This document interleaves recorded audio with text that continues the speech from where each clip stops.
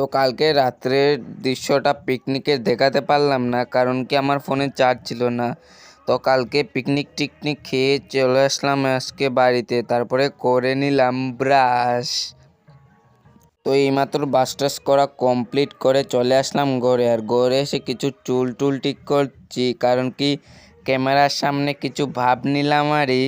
তো তারপরে সকালবেলা একটা খেয়ে নিলাম কমলা, কারণ কি কমলা আমার ভীষণই তো অন্য কমলা থেকে এই কমলা লেবুটা খেতে অনেকই মিষ্টি লাগছে। কমলাটা খেতে খেতে চলে যাচ্ছি পিকনিকের এখানে। তো রাস্তাতে এসে দেখি আমাদের কবুতরটা এসেছে।